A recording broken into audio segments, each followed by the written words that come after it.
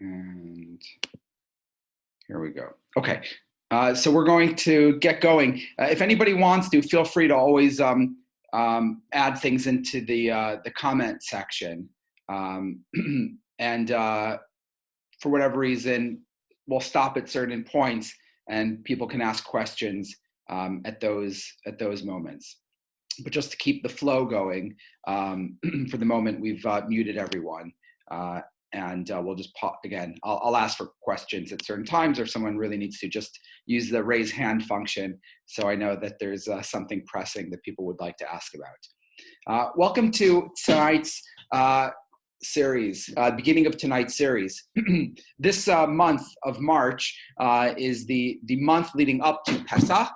And of all of the Jewish festivals, the concept of faith, emunah, is most closely associated with it. In fact, the Torah uses the language of emunah with respect to the Jewish people at the times of the crossing of the sea. It says, "Vayaminu b'Amonai u'v'Moshe avdo," that they had faith in God and in his servant Moses. And throughout the continuation of the Torah, there is this repeated message to remember what you saw when you left Egypt, to teach your children that this is what you saw when you left Egypt. And the idea is that it was at Egypt that we saw the hand of God, that we experienced redemption, right? That it really became the bedrock of Jewish faith, a faith that there is a God, that this is a God that intervenes with the course of history, and that he has elected the Jewish people for a particular mission that was fulfilled, right, or that began to be fulfilled with the giving of the Torah at Mount Sinai. And so Passover, in that respect, really is the festival of Jewish faith. And so it felt like the right time for us to do a series of classes that would focus on this issue of emunah, on the topic of faith. Now, in addition to the time of year, it's something that I've been keen to speak about since the passing of Rabbi Lord Jonathan Sacks of blessed memory. Rabbi Sacks played a huge role in translating Jewish faith from kind of historic terms or from traditional Jewish sources into a language that meant something for the modern person. And his ability to translate and to transmit those values and ideas in a way that would make them resonate for a modern thinker made those ideas relevant to Jew and non-Jew alike. He truly was an exceptional thinker. And so this series is dedicated to his memory, and it is also inspired by his teachings as well.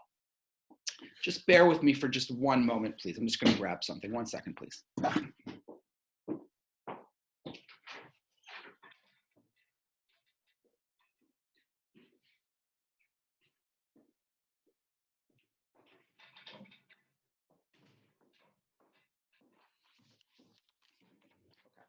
So for tonight, I just want to start then by reflecting a little bit on Rabbi Sacks's role as this transmitter of faith in our times.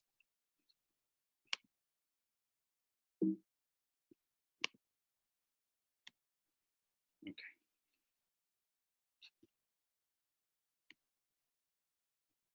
And so to start, I'm just going to begin by quoting a verse that you can see over here.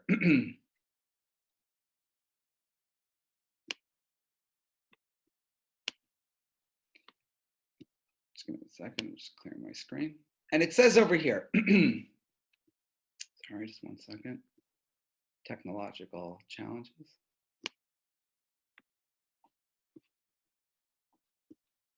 Sorry, just give me 1 second.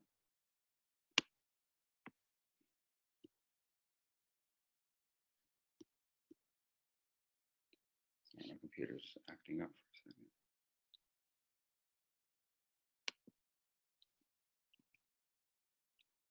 Okay, sorry. I'm just going to reshare my screen.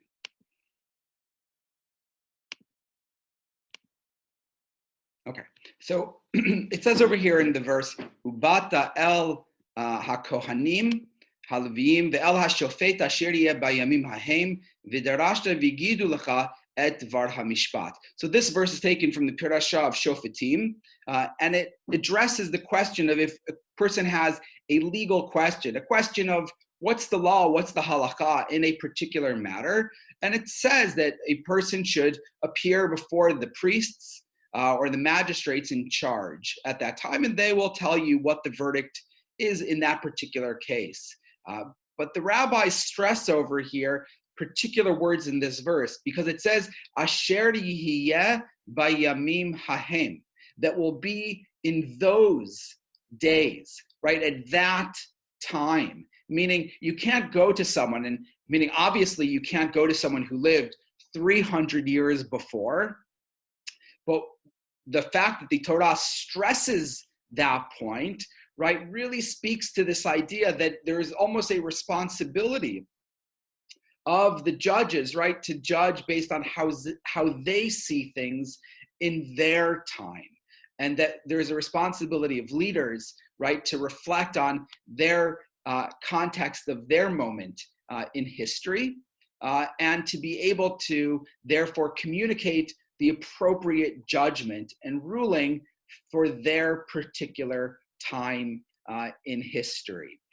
Now, while this particular verse is addressing halachic matters, this is absolutely the case when it comes to questions of faith or theology as well.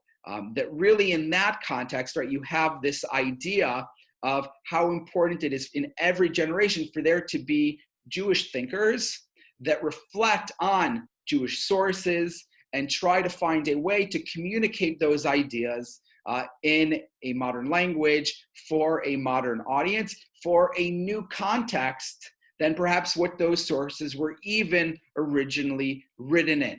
And so I'm just going to start by focusing on a couple 20th century thinkers, just to kind of put in perspective the step that Rabbi Sacks took and then taking things in a somewhat new direction or in a further path than even his predecessors. And the people I'm going to put here are perhaps just three of the most well-known or most important, but really are somewhat different from one another, but are all therefore incredibly important. So the first person we have here is Rabbi Abraham Isaac Cook, and he was the chief rabbi of British Mandate Palestine. And he was somewhat of a mystic, but wrote incredibly important works about the idea of nation building within Jewish tradition, and really laid the groundwork for what one might today refer to as the religious Zionist movement, with its commitment to state building, but also somewhat of a kind of messianic component to it as well, really seeing Jewish history as part of a progression, as part of a movement taking place across time, and ultimately the establishment of the state would kind of be the next stage along that development. The next thinker we have over here was Rabbi Yosef Dov Soloveitchik, who was born in Europe but moved to the United States, where he served as a community rabbi, but most importantly served as the leading rabbi at Yeshiva University. And in that context taught hundreds, if not thousands, of rabbinic students who went on to serve communities across America, as well as going to Israel as well.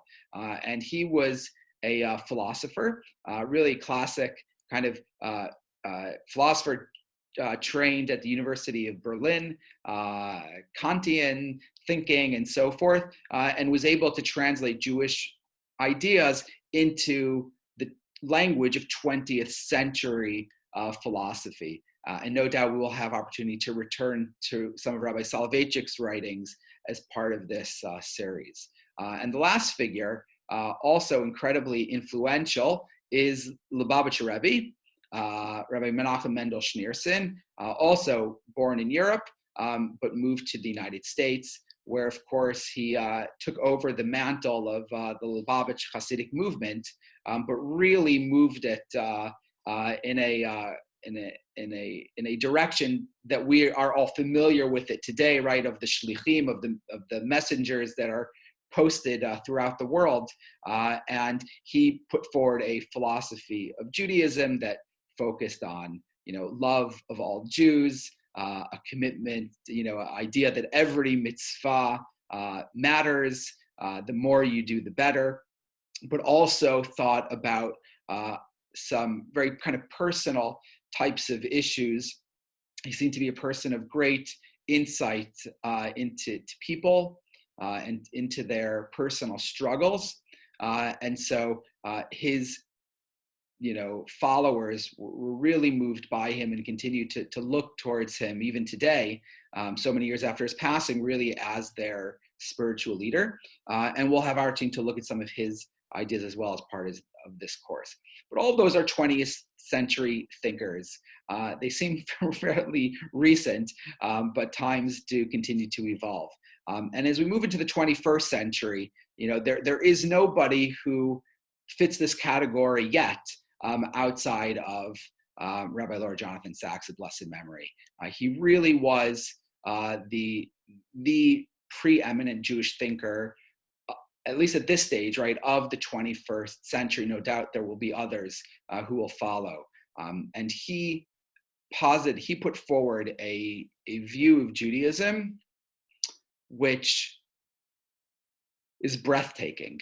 I mean, he published a book a year since he was 40, countless public lectures, other publications, printings, his impact as chief rabbi, speaker around the world.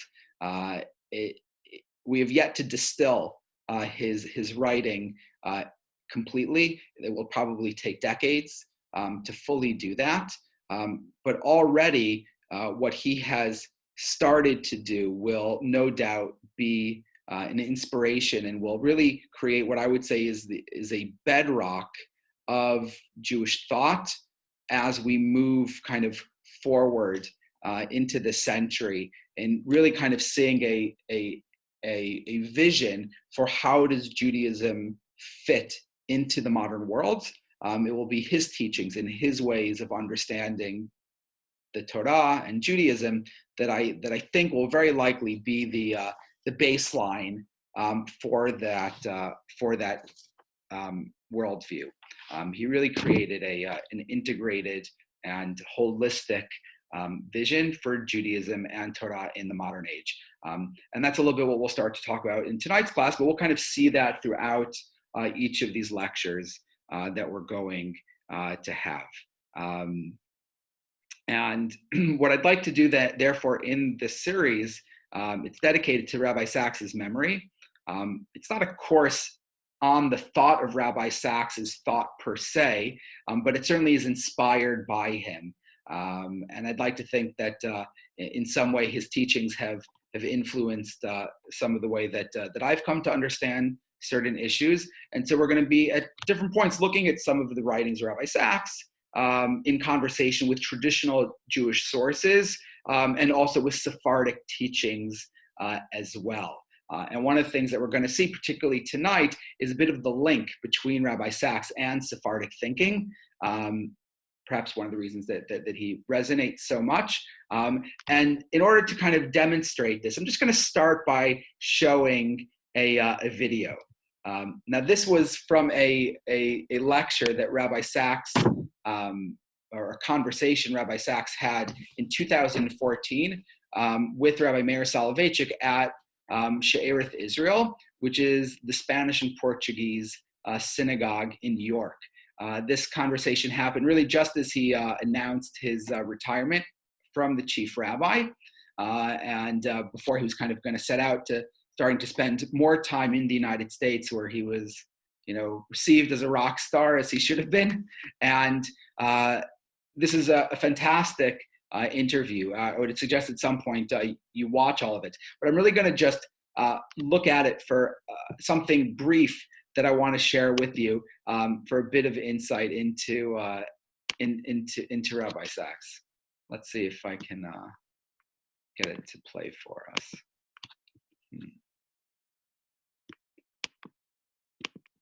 Let's see. So for some reason, it is not allowing me to click on it in this way. So I'm just going to go out of it for a second, and we're going to share my a different screen instead.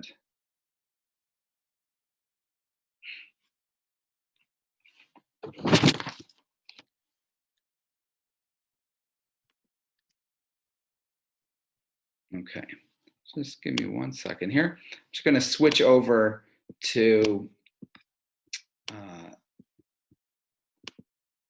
the internet.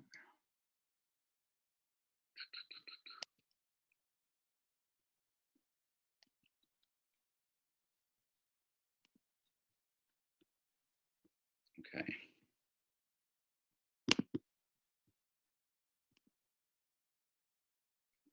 I'm just going to open up YouTube on my browser. Hopefully here I'll be able to play it for you.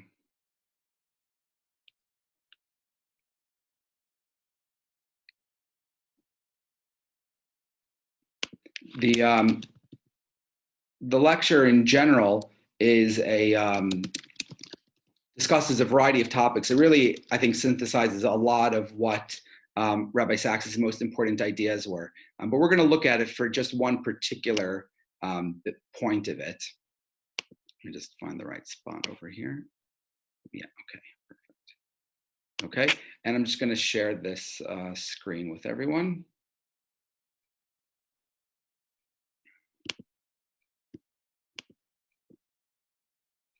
Okay, here we go. Okay, I'm going to play it now.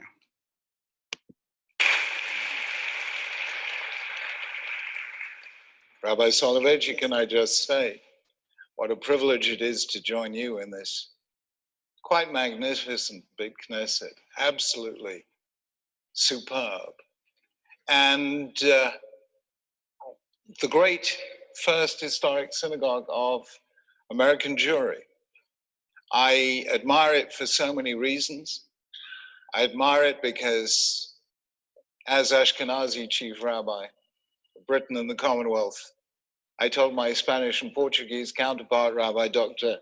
Abraham Levy, that Yasha Chaili, if I had the ability to do so, I would convert all Ashkenazim to become Sephardim. It's possible. If we could do it without the top hats, we would do it tomorrow. Because Spanish and Portuguese Jewry, in so many ways, in those great centuries, 11th to 14th centuries, brought Jewish poetry, Jewish Bible scholarship, Jewish philosophy to its absolute peak. It is historic in another way because... Okay, we'll stop that video there. But just to make the important point is that Rabbi Sacks wished he was Sephardi, which for those other Ashkenazim among us who have, in essence, converted to Sephardic, I think the sensibility resonates. And what we're going to do is we're going to look a little bit tonight at why that would be the case, meaning what is it in Sephardic sources that particularly resonated? And he intimated it there kind of in terms of the embrace of art and poetry and so forth. But I think we're going to see it in a bit more of a intellectual way with some of the sources that we're going to look at this evening. And I hope that this will help kind of help us to appreciate what Rabbi Sacks was able to do with traditional Jewish sources in order to address some of the most pressing questions of our time. And so that's really just kind of a short introduction to Rabbi Sacks and to this series. And it's a series that I hope will be meaningful for all of you.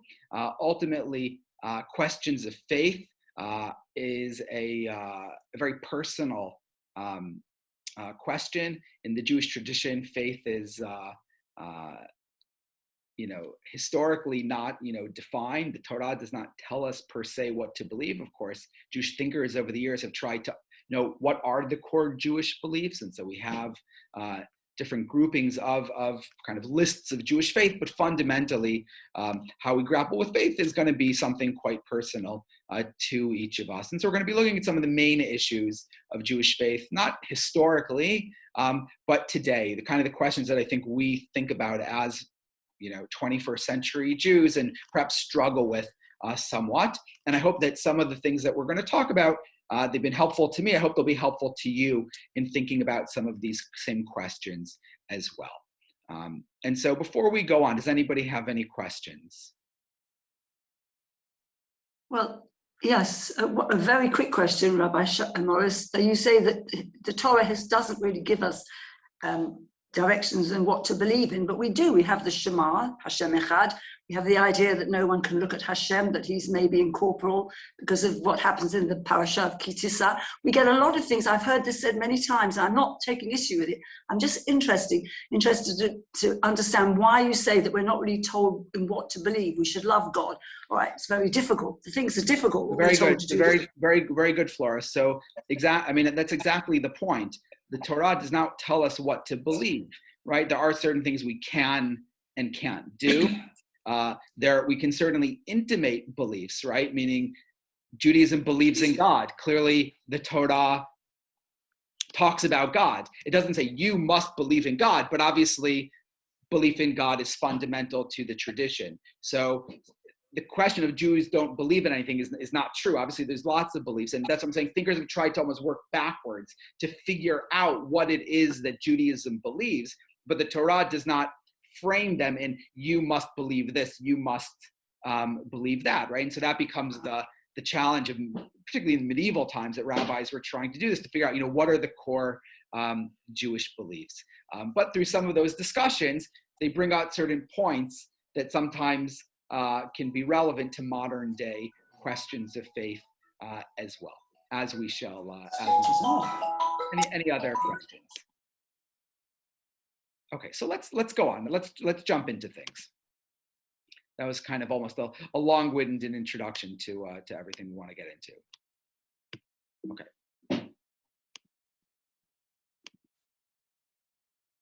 So moving on. Okay, so the question is can we have faith today? And it's a question which is not easy for a lot of people. Faith feels almost passé, right? That it's, if people of faith must be, these kind of crazy people, people who are, somehow fundamentalists, evangelical, and if you're a person of faith, you almost feel that you do not have kind of a place in, polite Western society. You're almost, you're one of those crazies who has faith. And there's a number of reasons for why faith is seen as something which is somehow incongruous with modern liberal Western society, right? And it has to do with issues around, the Big Bang, saying that that's where the universe comes from, evolution, right? Who are you to say, man was created? We know that man evolved. The age of the universe, right? The world wasn't created in 6 days, right? The world isn't only 6,000 years old. It's been around for 13 billion years. Biblical criticism, obviously, is a major question that people have, that, the Bible's not written by God. It really was written by groups of people. The Holocaust has obviously been a major question about faith. How can you believe, where was God in the Holocaust if God actually exists? And then there's just kind of modern day values that seem to also be in contrast with kind of a particularistic faith community, right? And the idea of pluralism, of course, atheism, agnosticism, postmodernism, and of course, kind of the other way, extremism as well, right? And I would say really kind of all of these different issues, and it's kind of like they start piling up on you a little bit, right? All of a sudden make it that, oh, that's really nice, that's very quaint to have faith, but anyone who's an intellectual, anyone who's really of the modern era, you can be interested in your religion perhaps from a cultural, ethnic context, but to have it from faith seems almost like you're putting your head in the sand, that you're not being intellectually honest. And that if you were honest, for all of these, reasons before you, right, you wouldn't actually truly believe. You might do it, again, for cultural reasons, but it wouldn't be something which is driven by faith. It seems very much in that sense out of sync with Western thought. And it was really this issue, right, that becomes the core of so much of what Rabbi Sacks wrote about. And the question of, can we have faith today, I think was actually addressed by Rambam. The Rambam really raised this question about faith. And we'll see that the way in which he spoke about, or the issue that for him made him have potential questions of faith, while different from us, his method for dealing with those questions is entirely in line with us. So Rambam lived in the 12th century, born in Spain, family fled, ends up living in Egypt. And he, of course, is a great rabbi, a great halachic authority, and a great philosopher as well as also being a physician too. And one of his most important works was the Moreh Nevuchim, the Guide to the Perplexed. And I'd like to share with you something he says in the book's introduction. And it says the following. He says, the objective of this treatise is to enlighten a religious man who has been trained to believe in the truth of our holy law, who conscientiously fulfills his moral and religious duties, and at the same time has been successful in his philosophical studies. And so Rambam says, why did he write this book, Guide to the Perplexed? Well, it's meant for a specific readership. It's not for everyone. It's someone who believes in the Torah, right, has been raised to follow the mitzvot, to follow the law, to believe in the truth of the Torah, but someone who's also been trained with in philosophy. And by philosophy, he means Aristotelian thinking, Western kind of medieval thinking based on the Greek tradition. And they therefore believe in philosophy as true as well. Okay, great. What's the issue? Why'd you write a whole book? Well, he tells you why he wrote a whole book. He continues, he says, human reason has attracted him to abide within its sphere, right? Within the sphere of philosophy, right? Reason has brought him to philosophy. And he finds it difficult to accept as correct the teaching based on the literal interpretation of the law. And he, as a result of his rational developments, is finding it difficult to accept the teachings of the sages as to how to understand the law, meaning the Torah, and especially that which he himself or others derive from those homonyms, metaphorical, hybrid expressions, meaning things that have been derived through the exegesis of the biblical text. He finds that particularly difficult to accept. He says, hence he is lost in perplexity and anxiety. And so he has a problem here. He's a person of faith. He believes in the Torah, right? What we might call emunah pshuta, a simple kind of sincere belief in the Torah and the way that the Torah has been interpreted by the sages. But he's also a philosopher. He's also, right, a person of rational bent. And unless, right, the rational mind says, unless you can prove something, you don't believe in it. And yet here he's kind of accepting tradition based on tradition. And yet at the same time, he's a person of the mind, who says he only believes things, right, if you can prove them. And so all of a sudden he's in conflict, right? Two things that he believes in. He believes in his tradition and he believes in philosophy, essentially are leading him in two different directions. And so this person is finding themselves perplexed, and is often the case, feeling quite anxious, right? Feeling that almost one is in conflict with the other. And this is exactly what he explains here. He says, if he be guided solely by reason and renounce his previous views, which are based on those expressions, meaning if he renounced his faith in the Torah, he would consider that he'd rejected all the fundamental principles of the law of the Torah. And even if he retains the opinions which are derived from those expressions, meaning even if a person says, listen, I'm still going to follow the halakha, I'll still do what the tradition tells me to do, but it's not that I fully believe in it. I'm just going to do it because that's the tradition. And if instead of following his reason, right, he says, okay, I'm going to put my reasoning to the side and I'll just believe, right? He abandons its guidance altogether. Right? It would still appear that his religious convictions had suffered loss and injury. Meaning, if a person is following the Torah just because, you're putting your fingers in your ears and saying, I don't hear the questions, even if at the end of the day you're still observing, what is your observance? You're missing the passion, the commitment, the deep faith that comes with it. Because he says, for he would be left with those errors which give rise to fear and anxiety, constant grief, and great perplexity. And so he says that fundamentally, a person who believes in philosophy is going to find it difficult to believe in the Torah, and yet the person also believes in the Torah. So what are they supposed to do? What do you do when your faith system is in conflict with your understanding of philosophy? And so the Rambam wrote a whole book. There's 3 volumes. It's quite difficult. He wrote it in Judeo-Arabic, Arabic in Hebrew characters. So there's no point in quoting it in the original, unless anybody here knows Arabic. The English translation is just fine. So he essentially lays out this issue, right? This issue that sometimes the Torah seems to be in conflict with our reasoning skills.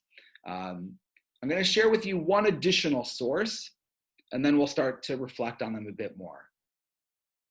This source is from a fellow named Gersonides, Rabbi Levi ben Gershom, also a Sephardic rabbi from the early 14th century.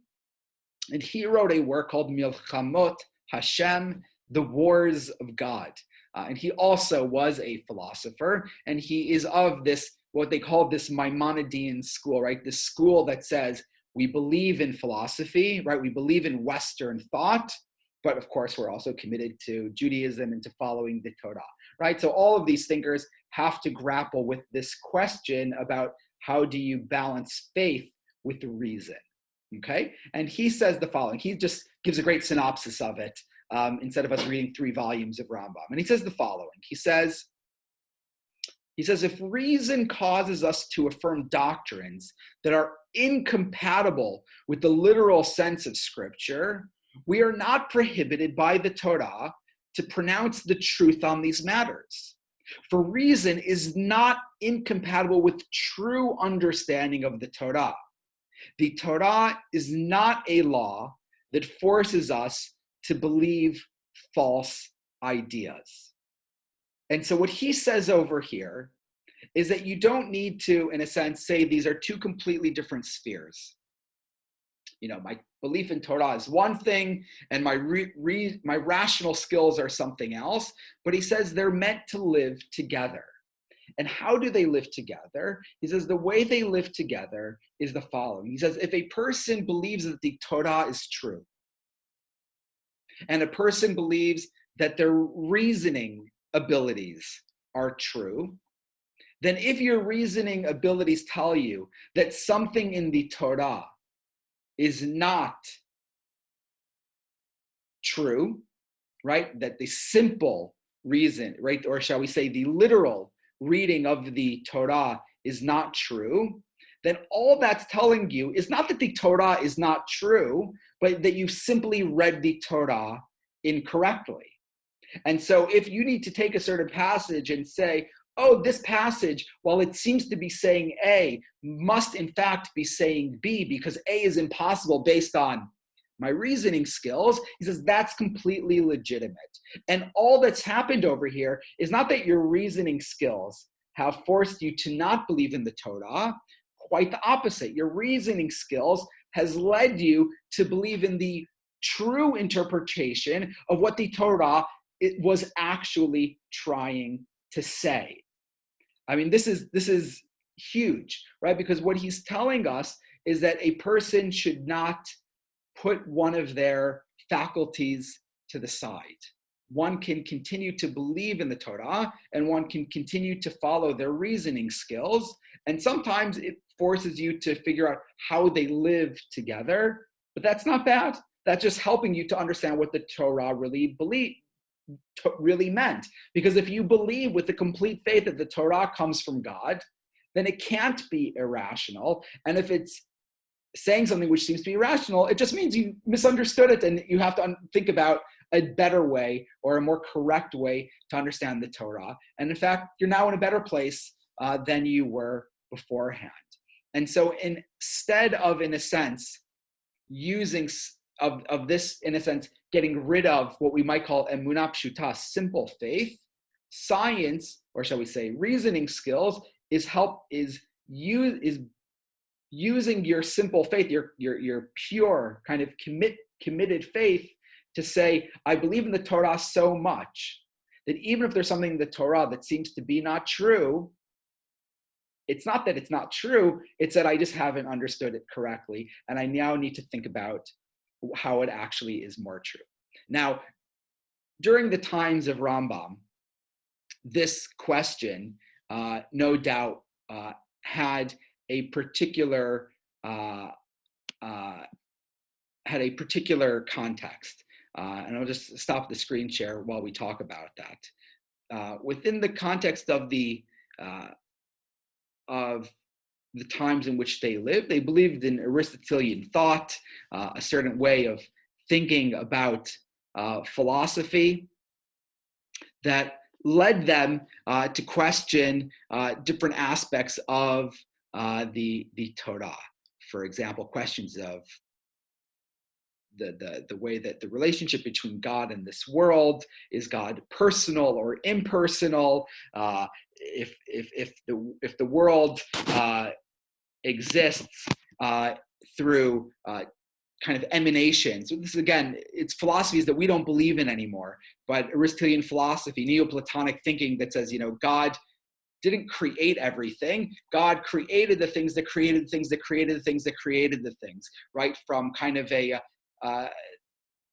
from a non-physical plane into a physical plane, right? Because the question that they couldn't make sense of is, how does a non-physical being create physical things? And so the way it was addressed was through these like kind of slight progressions, these emanations. In any case, it forced them to have to think about, how does creation work? What is God's actual relationship with the world, and so forth. And so it led them to think about how the Torah should be understood in light of those truths. Now, today, we don't think those things are true anymore, right? Philosophy has moved on from those ideas. And so we're no longer bothered by some of those issues. And so we don't, in a sense, need to be confined by the Rambam's conclusions either, because he only came to certain conclusions because he was bothered by certain questions that we're no longer bothered by. But the principle that Rambam and Ralbag lay out are what are so important for us, because what they're saying is that a person should not suspend their reasoning skills. That if there is something in the Torah that seems to be against reason, that just tells you that you have misunderstood the Torah, and you need to work to make sure that you actually understand it more correctly. And of course, the issues that it resonates for us is not in issues of maybe, Neoplatonic philosophy, but are issues of science, right? The Torah says that God created the world. What do you mean God created the world, right? We know the Big Bang was involved. We know about evolution, right? And so it means that we need to think about it and say, well, perhaps we need to understand what's happening in Genesis differently. Is Genesis literal? Is it perhaps teaching us an idea, not an actual description of how the world was created, but more the idea that the world was created, that the world didn't happen by accident, that it was willed into existence.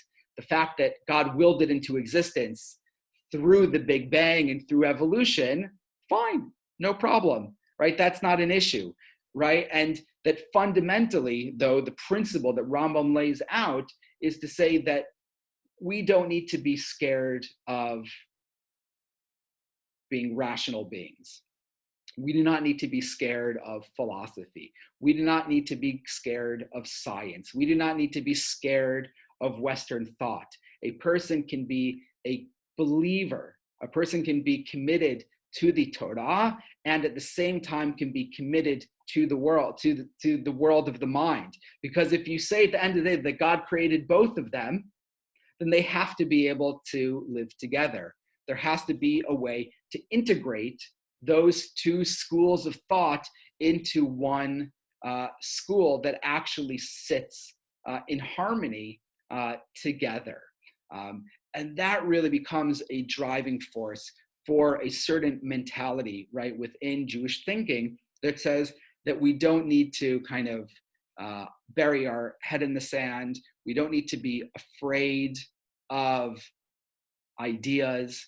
We don't need to, kind of limit our exposure to certain things. We can say, if there is truth in the world, great. That truth is God's truth, and let's understand it. Let's learn it, and then we may find that there are certain things that seem to struggle with the Torah. But if you believe in the Torah, then you just have to figure out how to integrate it. Now, what I would say is the important issue over here, what Rambam says, is that person has to have faith in the Torah. So what that means is a person's faith in the Torah needs to come from something else, right? Meaning a person has to have a reason to believe, right? So your reason to believe needs to be from something else. So your reason for believing the Torah might be that you think that we have an unbroken chain of tradition. You may believe in the Torah because you say, look at the Jewish history, and look at the state of Israel. Clearly, there is the work of God's hand is at play over here, right? You may find that the ideas in the Torah are so incredible that that's why you believe in the Torah, right? Each of us will have our own reasons for believing in the Torah. And what the Rambam would say is hold tight to those reasons for believing. If you have your reason to believe, then even if you are faced with other questions that might make you say, well, how does the Torah work with this? Well, those questions don't make your reasons for believing go away. You now just are perplexed. You have reasons for believing, and you also maybe have some reasons for not believing. And so Rambam would say, you just got to marry the two up. You need to find a way to see how you can be a believer and still integrate these other questions, these other issues into your faith system. And I think something that people have seen is that particularly in the 20th century, people really struggled with a lot of these questions of science, right? How does science and Torah live together, right? How does age of the universe, evolution, dinosaurs, and things like that?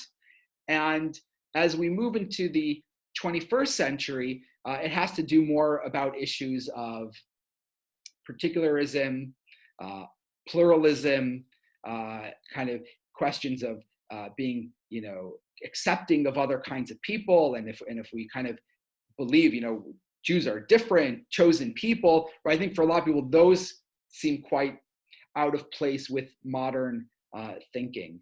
And Rabbi Sacks addressed both of them. I mean, he famously said to Richard Dawkins that he felt that when science attempts to provide commentary on religion, right, that's as unseemly as when religion tries to teach you science. And that he said science teaches you the how, and religion teaches you the why, right? And we should not try to confuse those two. And that fundamentally, science is amazing. It tells us the how things have happened. And faith, right, Judaism, our traditions teach us why those things happened.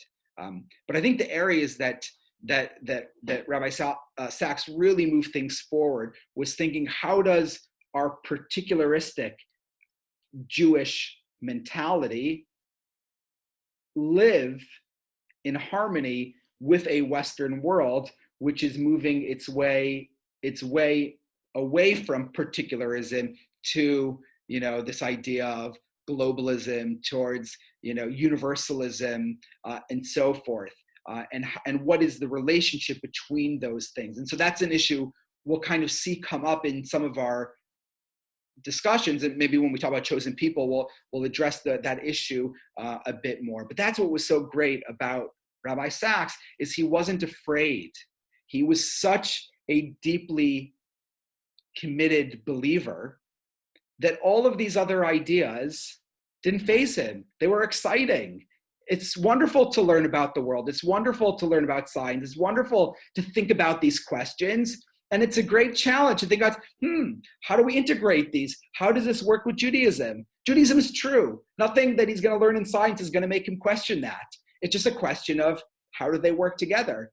And that's stimulating. That's exciting. That's what we've been doing for millennia, is that exact thing. And far from that being something that should diminish our faith or that should make us feel afraid, we should be excited. That's such an exciting opportunity for us to think about new issues and to reflect on what their meaning is and how they work together. And that is an idea that he gets from Rambam and Ralbag, right? That idea of harmony, right? That if you are a true believer, there's nothing to be afraid of. It's just a question of putting in the time and the thought to figure out how those things work together. And that's how a person finds faith in modern times, right? That's how a person lives as a committed Jew and is able to do so in harmony with new ideas, new ways of understanding the world, because we'll always be learning more about the world and the universe and so forth. And that's great. God created those things too. So let's just figure out what the truth is, right, together. And there isn't anything that's in conflict between those two things. And I think that is really kind of the fundamental question, right? That when we think about, how does one have faith in modern times, one has faith by having deeply rooted faith, right? By having true faith, right? The true believer is not afraid, right? The true believer embraces all that the world has to offer, right? Because they believe for whatever other reason they believe, right? And that belief is that what then allows them to integrate and to figure out how those things work so beautifully together. Now, we're reaching the end of our time. I was going to spend a bit of time talking a little bit about what does that mean for different kinds of orthodoxy. We're going to save that. We'll look at that a bit more when we talk about chosen people. We'll reflect a bit more, I think, on some of those implications of some of those ideas about relationships between Jews and other people and other ideas in that way. But what I'd like to do is to just take a few minutes to hear from you, if you have any questions, anything that I can help you think about. Obviously, we didn't go into depth into any particular issue in this class. What I really wanted to do with this opening class was to lay the foundation for how we approach issues of faith and how we approach, shall we say, challenges that Judaism faces from other ways of thinking, from science, from philosophy, and so on. Because at the end of the day, this is probably the most important issue, that if you start with this kind of kernel of what is of this approach, then everything else is great. Everything else is just fun. It's basically just figuring it out. So the question that people have to ask themselves is, why do I believe? Right? Why do I believe? Meaning, why do each of you believe? And if you know why you believe, then just because we don't have all the questions to everything else isn't a problem. I believe, and I believe in that, and I just have to figure out how the things fit together. And so in this series, we'll look at some of the important issues. We'll look at evil in this world. We'll look at chosen people. We'll look at halakha, how that works into some of this way of thinking too. But let me stop talking now. And if anybody would like to unmute yourself, please do so and ask questions. Let's ask people to raise hands so that I can call on people one by one. So yes, Jeffrey. I think, Rabbi, it's actually really very simple. Very, very simple. Belief is belief, and belief is not rational. And there's no way you can ever make it rational. You can try to make it rational, but at the end of the day, it's always belief. And we do live in a very difficult world where the Torah is subject to a very high degree and refined degree of biblical criticism, because the Torah is, as a text, deeply inconsistent. What it says in one place, it just says, doesn't say in another. But at the end of the day, from a philosophical point of view, belief is belief and always will be. And to try and find a rational basis for belief is a hiding to nothing. Thank you. Thank you, Jeffrey. That wasn't quite a question. That was more of a statement, but we'll accept it anyway. What I will say, though, just in response, is there's no right or wrong approaches. I respect, everyone's approach. I believe that belief is not irrational, but that's my position. I think that a person can believe for very rational reasons, and that, at least for my faith, my personal faith is rooted in what I think is a rational way of thinking about the world. For other people, it might just be belief. It might be, this is your tradition and this is how you believed, and that's great. My goal is not to tell anybody why to believe. My goal with this class was to say, how do you integrate, right, your belief in the Torah with other ways of thinking? Does anybody else have any questions that they would like to ask by hands? Can I? Oh. Yes, Flora, please. No, it's not. I want to ask. I understand exactly what Jeffrey's saying and what he's coming from, but he said something. He said that the biblical criticism is deeply inconsistent. And I think you answer the question, because when we find that it's inconsistent, we can go, there are lots of inconsistencies, there are a lot of discrepancies, but then you find out there are ways that you can reconcile them. And that, we find that with the Torah reading, we find it, I don't want to go into it. That's okay. So Flora, is that the end of your point? I just want to. Well, I'm trying to make that point. Yes, it's not inconsistent. So Flora, I'm going to pause you there. Let me just interject. Right. That's very true. Listen, the entire Talmud is based on inconsistencies in the biblical text and figuring out why are there inconsistencies. So it's true. Way before biblical critics ever entered the scene, we've been all over that for thousands of years. The Torah is full of inconsistencies. And our tradition says those inconsistencies are there for a reason, because they tell us different things. And that's really helpful. So that's just a great example, I would say, actually, of some of these, of this very point. Does anybody else have some questions or anything they'd like to share? Yes, Eddie. Yeah, I'm just thinking about the question of are you allowed to believe? Are you living? We're fortunate we live in a free society where we can believe whatever we want to. But of course, there are totalitarian states that have been in the past and even today, I suppose, in places like communist China and possibly North Korea, where people are not meant to believe anything that they don't, that the powers that be don't want you to believe, and where religion is completely suppressed. And then on the other hand, there are certain extremist religious regimes in the Middle East, for example, certain countries where people are meant to believe very fundamental religious beliefs, and more secular beliefs are very much frowned upon. Thank you, Eddie.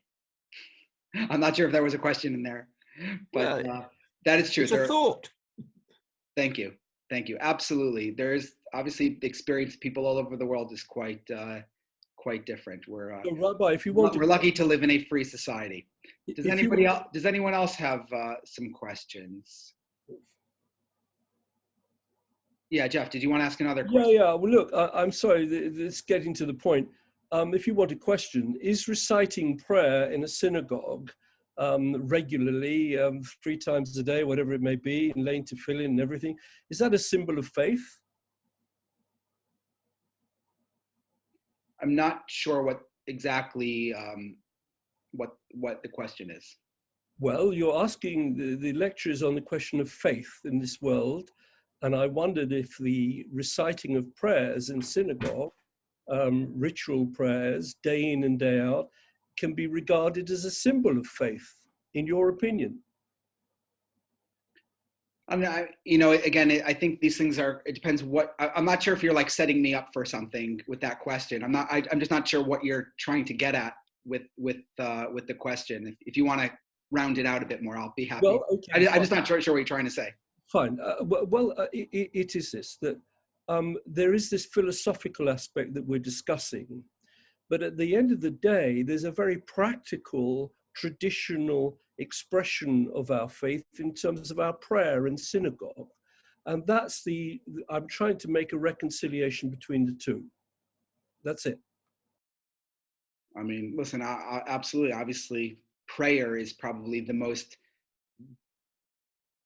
like personal, experience as is, because in essence, right, our tradition is that we're talking to God, right? So, there's nothing that's more kind of to the core of what it means to believe, right, than to communicate with a deity that you cannot see. So that's certainly, I would say, one of the more challenging parts for a lot of people is prayer. Certainly you find teenagers really struggle with Jewish prayer. You find sometimes as people get older, they find prayer is something easier to connect to. And it's certainly something that people need to spend time thinking about. But ultimately, it is true. Words like faith are always tricky because they mean different things to different people.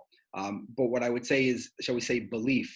And now whether a person's belief is based on rationality or a person's belief is based on, because that's what my mother told me. And so that's what I've always, believed. Certainly, right, I would say prayer for many people, right, is about that deep belief. Obviously for other people, it might just be cultural. It might be social, people do all kinds of things for different reasons. But I think my point is that a person can be a true believer in modern times, notwithstanding the challenges that modern Western thinking have posed to a person of faith. And the way that we do that is not by ignoring it. It's not by rejecting it. A person can be a believer without doing those things. And I think that's what was so important about Rabbi Sacks and his teachings, was that he laid us a path for how to do both of them. That we didn't need to reject the Torah, nor did we need to reject Western thinking, but he showed us a way of integrating the two together. And I think just my point from tonight's lecture was that the seeds for that way of thinking are rooted in Rambam and in a Sephardic way, a Sephardic tradition. Again, we will explore further some of these Sephardic history connections in future classes. But for now, I think we'll have to leave it there. There's going to be another lecture coming up on this Zoom channel in a few minutes. So you'll please excuse me, everyone, for needing to wish everyone a good night. I apologize, Flora. I see that you wanted to ask an additional question. It's okay. But I'll just thank you all for joining tonight. The next week's class, we're going to be addressing the issue of evil in this world and tragedy. obviously always a challenge in Jewish thought for millennia, took on new significance post-Holocaust, and we'll use that as an opportunity to reflect on the way that Rabbi Sacks thought about that, and perhaps give a very modern approach to how, as people of faith, we can also understand why bad things happen, but to think about it in a bit of a 21st century way of thinking. Thank you very much. Pleasure. Thank you all so much. Thank you very, very much. Thank you. Thanks. Bye-bye. Bye. Excellent.